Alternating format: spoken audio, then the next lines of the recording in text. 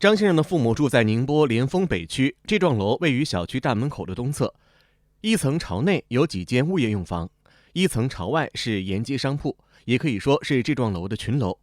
群楼上有一个平台，平台中间往上才是居民楼。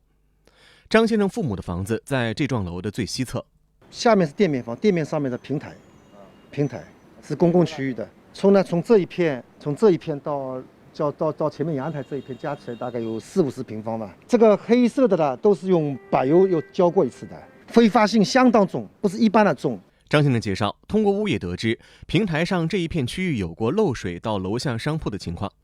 上个月中旬，房东安排人来补漏，业主叫物业补，物业嘛没钱，业主可能物业同意的，叫业主自己来补。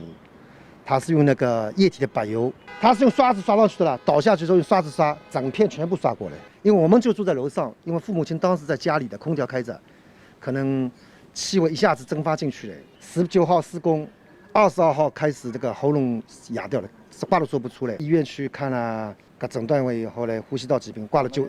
我父亲严重一点，母亲是吃了家里在吃消炎药，吃了大概是9天之后了，父亲好了。这2天我母亲没好过，还在咳嗽，医药费当时花了1900块嘛。张先生的父母家里朝向南面和西面的窗户，再加上空调外机，都在补漏区域的正上方。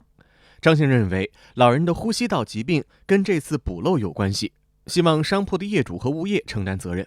我们的窗户就是这里，还有南边的窗户也有的，就是这个下面的窗户也有的，这整一片气味直接灌进去的。我们认为是这样的，业主铺的时候是经过物业同意协商的。我们认为是业主是有主要责任，物业应该是没有监督的责任，应该当时公告贴一下就好了。那我们就躲掉了。物业你至少说要赔礼道歉吧，你到下面的业主，至少说医药费报去。物业的副主任介绍，2楼平台属于居民可以活动的区域，这里每年都有漏水的情况，每年都进行维修。今年商铺租户向业主反映漏水后，商铺业主来物业咨询过。来了呢，我跟他讲了一个呢。我说这次呢，我们老旧小区改造了，是不是老旧小区有没有这个项目？如果说平顶，有这个防水项目，那么更好了。那么我们也不用掏钱了。陪他到那个老旧改造办公室，他这个事情呢没定下来。他嘛着急了，楼下人家因为漏水嘛，那前段时间经常下雨嘛，他呢也没跟我讲过，我实事求是讲，我也不知道。隔壁邻居来讲的时候呢，我马上跑上去了。副主任表示，商铺业主来补漏前，他并不知情。得知施工情况后，他第一时间到场。我已经通知他了，电话通知他不能施工，这么臭不能施工的。上去的时候他倒掉了，已经倒掉了，他呱呱开就好了。他就说啊，只有2-3个小时，他说有气味。那么我呢还跟他妈讲了，我说下面了楼下了，我们刚好还装了一个新的空调啊，我说你们到下面来坐一会儿。我认为啊，他们的受损。我不知道是不是因为这个引起啊，我不能盲目的结论。如果说因为是这个施工引起的，那我应该道歉。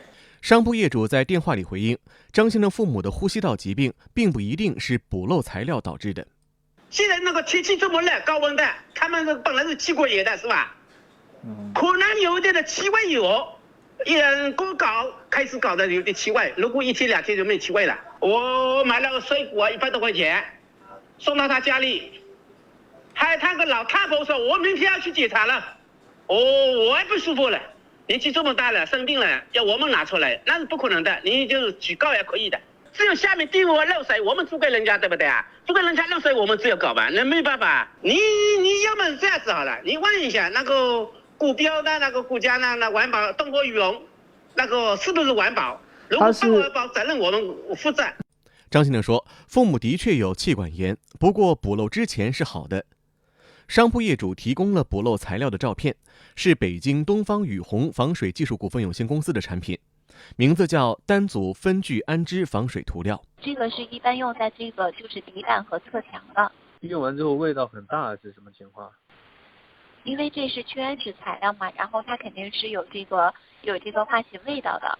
这个味道的话呢，然后您就是在这个只要您的这个通风效果好，然后就可以驱散掉的。它这个里面是没有甲醛，没有甲苯，然后没有钾，然后没有苯，甲苯这些都是没有的。出现了呼吸道的疾病，觉得是受这个涂料的影响。这个您可以去，如果您要是怀疑那个产品有问题，您可以检测，可以拿到这个实验室，然后进行检测就可以了。因为我们每个产品的话都是有执行的是国家标准，都是完全是达到国家标准的，可以给您出示我们相关的所有的这个检测报告。如果说觉得我们这边证明然后不够有力，我们也可以配合第三方，然后去第三方然后进行检测。客服提供了相关产品的检测报告，并表示会安排宁波当地的工作人员到现场调查了解此事。1818黄金眼记者报道。